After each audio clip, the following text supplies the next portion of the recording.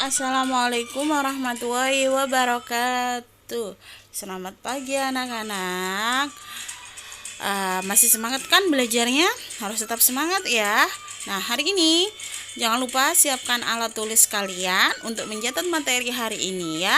Dirangkum, dibuat belajar di rumah dan tetap semangat untuk belajar ya. Materi hari ini yaitu tema 2, subtema 2, manfaat hewan bagi kehidupan manusia. Lanjut, tujuan pembelajaran hari ini yaitu siswa mampu memahami manfaat hewan dalam kehidupan sehari-hari. Kemudian, kalian harus mampu menjelaskan manfaat hewan bagi kehidupan manusia. Hewan itu adalah salah satu dari berbagai makhluk hidup di bumi. Sebutan lainnya itu adalah fauna dan marga satwa. Manusia tidak dapat bertahan hidup seorang diri dalam upayanya untuk memenuhi kebutuhan sehari-hari.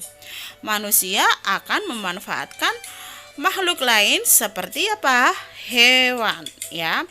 Macam-macam hewan. Ada hewan ternak. Hewan ternak adalah hewan yang bisa kita ambil atau manfaatnya atau hasilnya. Misalnya ayam, sapi, dan kambing. Kemudian hewan liar atau hewan buas adalah hewan yang tidak dapat dipelihara atau berbahaya. Kemudian hewan peliharaan atau hewan kesayangan, misalnya kucing, burung, ayam, kambing, dan lain-lain. Nah, manfaat hewan bagi manusia, apa saja ya manfaatnya? Banyak sekali manfaat hewan bagi manusia. Yang pertama, dapat dimanfaatkan sebagai pakaian dari kulit hewan tersebut. Kemudian, hewan dapat dimanfaatkan daging dan telurnya. Kemudian, hewan dapat dimanfaatkan tenaganya untuk membantu pekerjaan manusia. Hewan dapat dimanfaatkan sebagai alat transportasi. Kemudian, sebagai pupuk organik.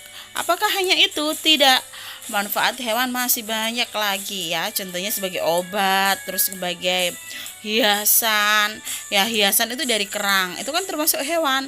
Kemudian obat, contohnya dari cacing. Cacing sebagai obat untuk penyakit tipes ya.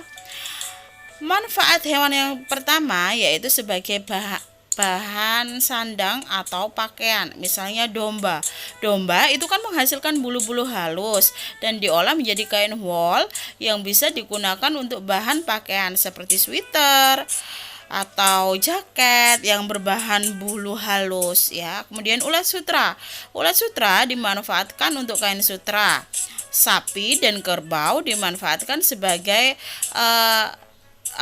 beduk atau jidor ya kalau kalian menamai ya. Nah, manfaat hewan selanjutnya yaitu sebagai makanan atau sebagai bahan makanan.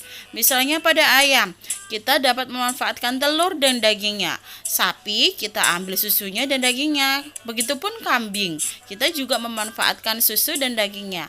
Kemudian lebah, kita dapat ambil madunya ya. Yang kedua, dimanfaatkan tenaganya untuk membantu manusia. Contohnya sapi atau kerbau digunakan untuk membantu membajak sawah. Kemudian gajah digunakan untuk membawa barang-barang yang berat, misalnya kayu.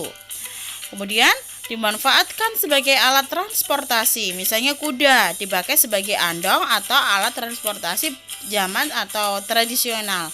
Masih sering kan menemui saat ini.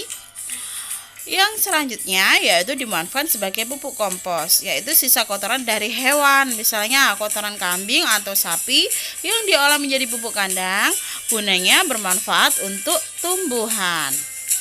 Nah, kesimpulan dari pembelajaran hari ini yaitu hewan merupakan salah satu makhluk hidup yang wajib kita lestarikan dan kita jaga keberadaannya.